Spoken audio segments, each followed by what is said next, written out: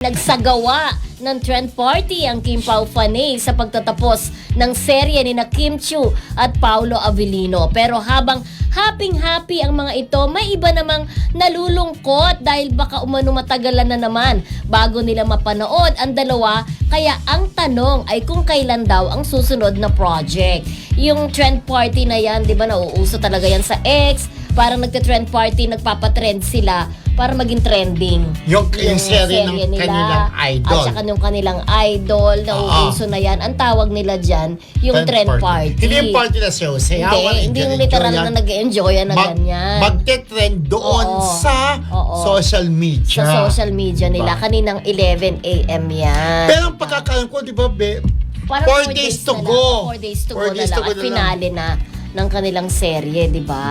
At talaga naman super sinubaybayan. Kaya nalulungkot yung iba. Bagamat sabi nila, bakit naman mabilis natapos? Kasi nakaporma na eh. Kung ilang lang season lang o kung ilang episodes lang. Kasi yun naman ang uso. Kahit naman sa mga K-drama, di ba? Yun naman ang uso.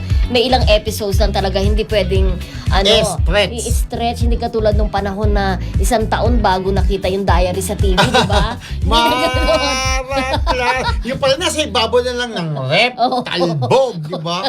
Pero nag-iiba yung panahon, di ba? Pero ito nga, mas maganda na rin yung matatapos na maganda natapos. Kaysa namang i-stretch mo, baka lumaylay lang istorya. Pero nakakatuwa talagang trending lagi itong kanilang serye, ang Kim Pao, di ba? Laging nanonood niya si Ate Carmen Dolala, si Ate Tess Insyo, Ate Cecil Pili, si Marcelita ng UK, si Annalyn Anapemuelo, si Annalyn Hiccup, Tapit Roque, Marina Corazon, Ate Remy Nidoy, si Jaime Lebadisas, Ogie Narvaez, Roel Ebora, mga nanonood yun, Eva Bautista, Ate Lorna Anselmo, Ate si Emily Gomez, Mami Amores, ayan.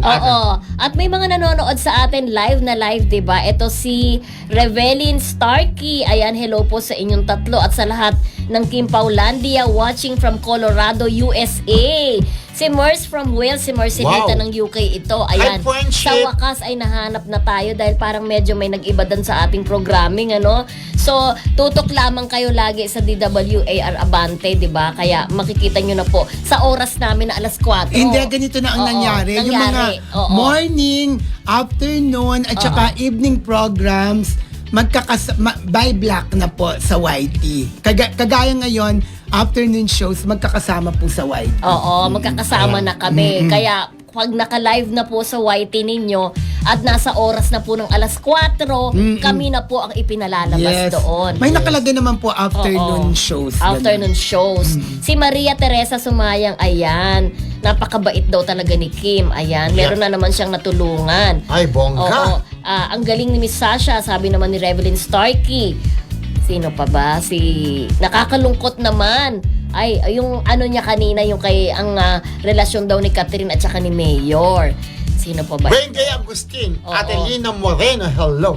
Correct. Hindi nga po ako nakatanggap ng notif since yesterday. So at least pinaliwanag na po ni Rodel kung paano nyo po kami mapapanood. Kami po ay nasa afternoon. Afternoon block sa YT. Kasi may mga nagtatanong din sa akin hanggang kahapon daw po hinahanap tayo. Hindi nyo na po makikita sa YT na Marisol Academy. Makikita po ninyo afternoon shows. Kabilang po kami sa afternoon shows mula 1 p.m.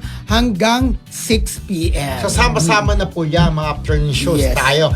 Kasama po kami dyan, di ba? Ate Evelyn Chu, doon ka na lagi, di ba? Yeah. Okay.